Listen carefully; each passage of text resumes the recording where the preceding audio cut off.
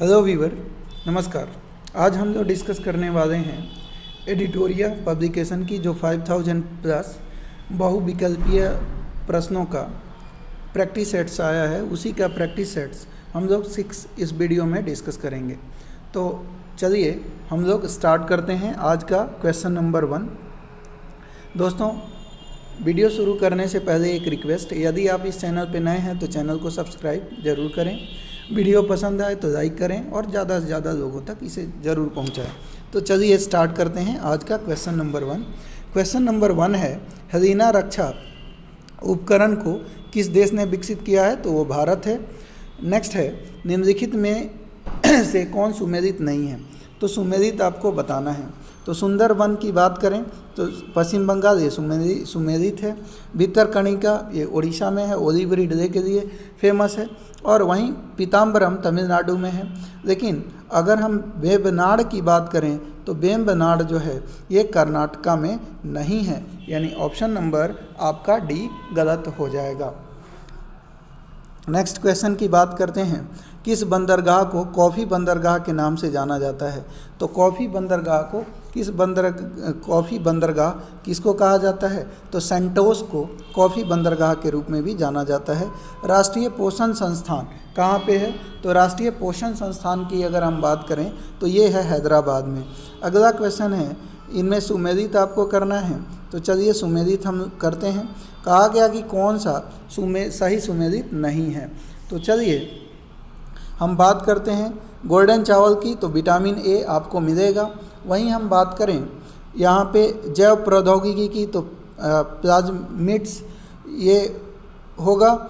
रेनेटिंग की बात करें तो रेनेटिंग पनीर से रिलेटेड होगा, लेकिन ओजोन परत जो ट्रोपोस्फेयर में होता है ये नहीं है, यानी आपका ऑप्शन नंबर 5 का डी गलत है। नेक्स्ट क्वेश्चन की बात करते हैं। अगला क्वेश्चन है जी आपका नेक्स्ट क्वेश्चन, कहा गया उष्णकटिबंधीय सदाबहार वन भारत के किन किन क्षेत्रों में पाए जाते हैं? तो भारत के ये किस किस क्षेत्रों में पाए जाएंगे? तो चलिए हम लोग डिस्कस करते हैं किन किन क्षेत्रों में पाए जाएंगे। तो कहा गया पश्चिमी घाट के पूर्वी ढाल पर, अंडमान और निकोबार द्वीप समूह में, अरावली पर्वत श्रृंखला पर और उत्तरी पूर्वी क्षेत्र के पहाड़ियों पर। तो उष्णकटिबंधीय सदाबहार वन ये कहाँ कहाँ पे पाए जाएंगे? अंडमान और निकोबार द्वीप समूह में, और एक हो जाएगा उत्तरी पूर्वी क्षेत्र की पहाड़ियों पर, यानी ऑप्शन नंबर सी आपका आंसर होगा। नेक्स्ट है क्वेश्चन नंबर 7 देखेंगे। कहा गया कि हिमालयी पर्वत श्रृंखला किसका उदाहरण है? तो हिमालयी पर्वत श्रृंखला जो है वो किसका उदाहरण है? तो ये आप कहेंगे ये वलित पर्वत का उदाहरण है। करेवा वैली स्थित है। तो करेवा वैली कहाँ पे स्थित है फ्रेंड? तो ये आपका हो जाएगा कश्मीर में। करेवा वैली कश्मीर में स्थित है। नेक्स्ट, किस आंदोलन के दौरान ऑपरेशन जीरो आर चलाया गया था? तो आंसर हो जाएगा आपका भारत छोड़ो आंदोलन के दौरान। क्वेश्चन नंबर चलिए 10 हम लोग देखेंगे। 10 में क्या कहा गया है देखते हैं। क्वेश्चन नंबर 10 में कहा गया कि किस व्यक्ति ने रॉबर्ट एक्ट को जानबूझकर की गई हत्या कहकर संबोधित किया? तो किस व्यक्ति ने रॉबर्ट एक्ट को जानबूझकर की गई हत्या कहकर संबोधित किया था? तो आंसर हो जाएगा आपका CF एंड्रयूज ने। किसने? CF एंड्रयूज ने। आगे हम बात करें, अगला क्वेश्चन है आपका, वन संरक्षण अधिनियम पारित किया गया था। तो वन संरक्षण अधिनियम कब पारित किया गया था? तो ये आंसर हो जाएगा 1980 में। कब पारित किया गया था फ्रेंड्स? तो 1980 में। अगला क्वेश्चन है आपका नेक्स्ट है कि इनमें से कौन सी गैस ग्रीन हाउस प्रभाव उत्पन्न करने वाली गैस है? तो ग्रीन हाउस प्रभाव उत्पन्न करने वाली कौन सी है? जलवाष्प हो जाएगी आपका। इसमें देखिए जलवाष्प सबसे ज़्यादा है, मीथेन भी है और ओजोन भी है, यानी ऑप्शन नंबर आपका डी भी है इनमें से सभी। तो ये आपका आंसर जो होगा वो ऑप्शन नंबर डी हो जाएगा। अगला क्वेश्चन है, सिगरेट के धुएं में प्रदूषक हैं। तो सिगरेट अगर पीते हैं तो उसमें जो धुआं निकलता है उसमें क्या क्या मिलता है आपको? तो कार्बन मोनोऑक्साइड के साथ साथ बेंजीन पाया जाता है, यानी ऑप्शन नंबर डी आपका आंसर होगा। आगे बढ़िए। नेक्स्ट क्वेश्चन है, गैसोहॉल मिश्रण है, तो गैसोहॉल किसका मिश्रण है, तो 90% इसमें पेट्रोल और 10% अल्कोहल मिलता है, तो गैसोहॉल ये कहा जाता है। 90% पेट्रोल 10% अल्कोहल।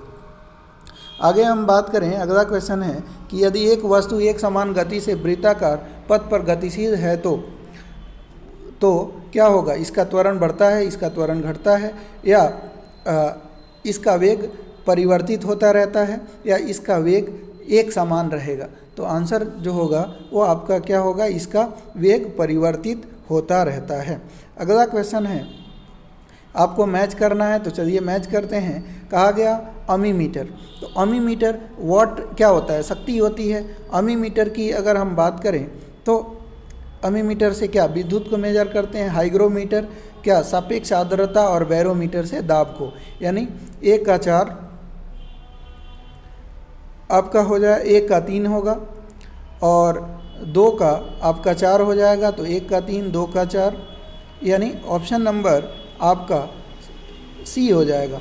यानी इसका जो आंसर होगा वो कौन सा होगा, सी हो जाएगा। नेक्स्ट क्वेश्चन की बात करें, बहिष्कृत भारत नामक पुस्तक को लिखा था, किसने लिखा था, तो ये बी आर अम्बेडकर की रचना है, बहिष्कृत भारत। अगला क्वेश्चन है जी, आधुनिक भारत निर्माता किसे कहा जाता है। आधुनिक भारत का निर्माता राजा राम मोहन रॉय को माना जाता है। नेक्स्ट क्वेश्चन की बात करें, क्वेश्चन नंबर 19 हम लोग देखेंगे। 19 में कहा गया कि ड्यूस डबल फॉल्ट जैसे शब्द संबंधित हैं, तो किस खेल से ड्यूस डबल फॉल्ट संबंधित हैं, तो ये आपका हो जाएगा लॉन टेनिस से। किससे, लॉन टेनिस से। प्राक्कलन समिति के संबंध में निम्न कथन पर विचार करें, तो प्राक्कलन समिति की अगर हम बात करें तो इसमें सदस्यों की संख्या जो होती है वो कह रहा है 25 होती है। फिर आगे हम बात करें तो इसमें कहा गया कि सदस्यों की संख्या 25 होती है, तो ये गलत है, इसमें 30 होती है। आगे हम बात करें इसके सदस्यों में सदस्य 10 राज्यसभा और 10 लोकसभा और 15 राज्यसभा, बिल्कुल गलत है।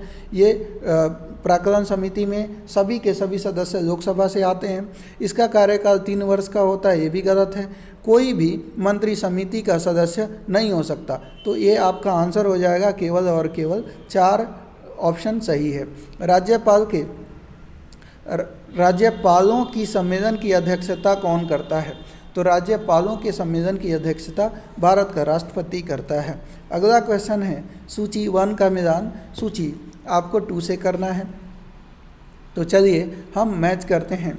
कहा गया कि भाग 5, तो भाग 5 की अगर हम बात करें तो ये आपका जो होगा वो किससे होगा। अगर हम बात करें भाग 5 का तो संघ सरकार, फिर भाग 5 में संघ सरकार की बात करी गई है। फिर हम बात करें तो भाग 10 में हम बात करें तो भाग 10 की बात करें तो 10 जो है वो अनुसूचित जाति और जनजातियों का है।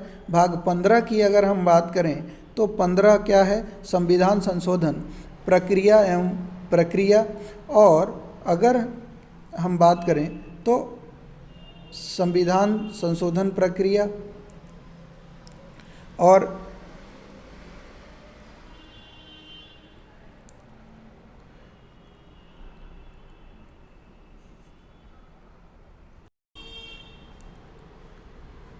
हम लोग डिस्कस करें तो कहा गया कि भाग 5, तो भाग 5 में क्या है, तो ये आपका हो जाएगा संघ सरकार की बात करी गई है।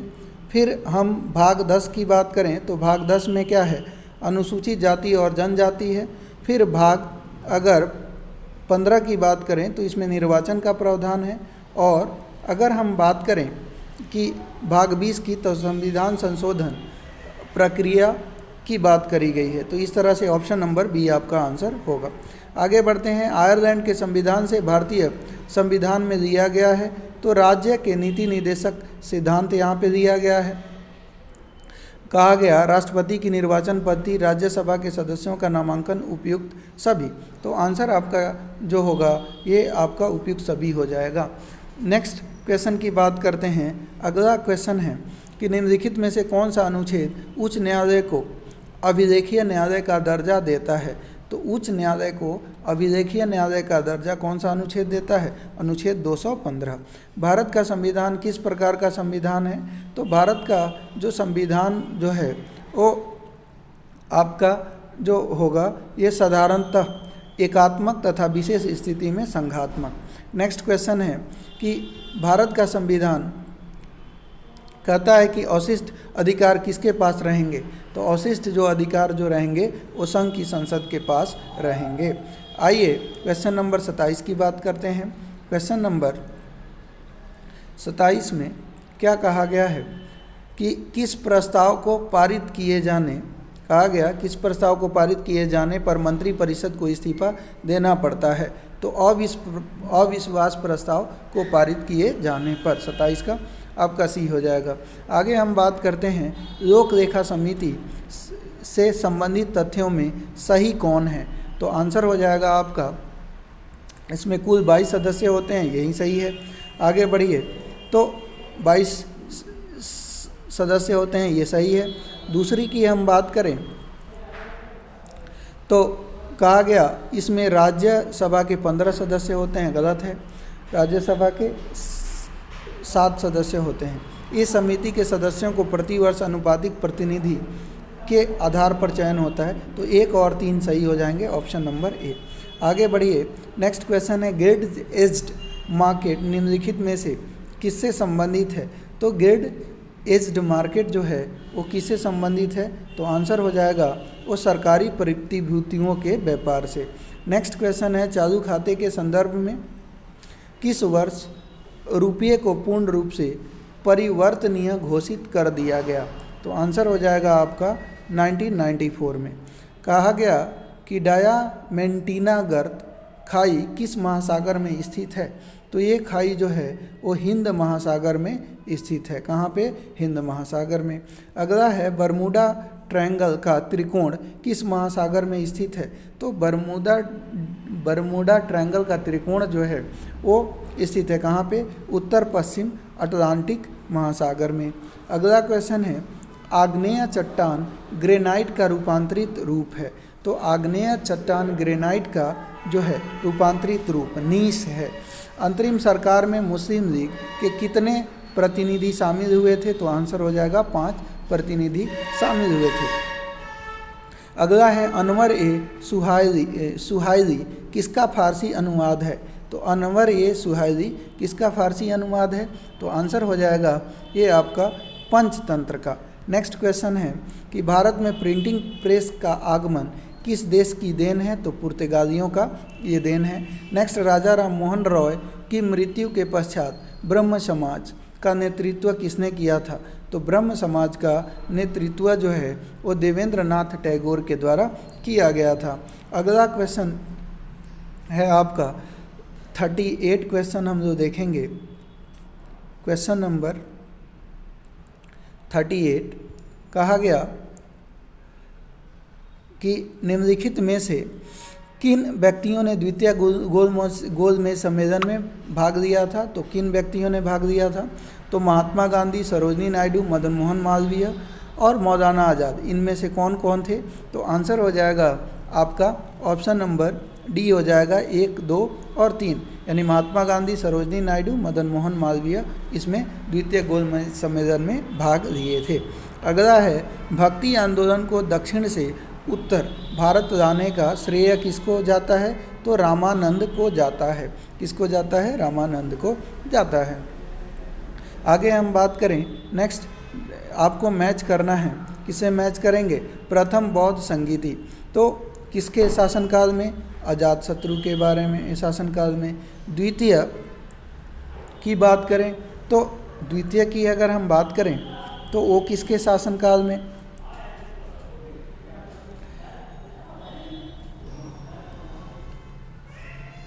तो प्रथम किसके शासनकाल में? अजातशत्रु के शासनकाल में। दूसरे की बात करें तो किसके? द्वितीय कनिष्क के शासनकाल में।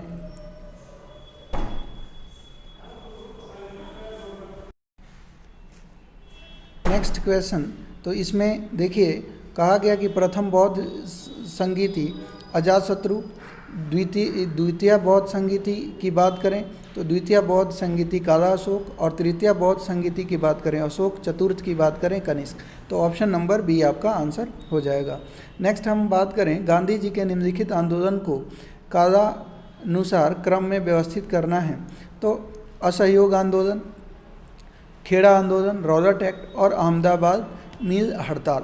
तो अगर हम इनको व्यवस्थित करें तो सबसे पहले हमारा क्या हो जाएगा, अहमदाबाद मिल हड़ताल सबसे पहले हो जाएगा, फिर उसके बाद आपका होगा खेड़ा आंदोलन, फिर उसके बाद आपका हो जाएगा रॉबर्ट एक्ट, और फिर आपका असहयोग आंदोलन, यानी ऑप्शन नंबर डी आपका आंसर होगा। नेक्स्ट है, नाभि के अलावा कोशिका के किस कोशिकांग में डीएनए होता है। तो कोशिका के किस कोशिकांग में डीएनए होता है, माइटोकॉन्ड्रिया में।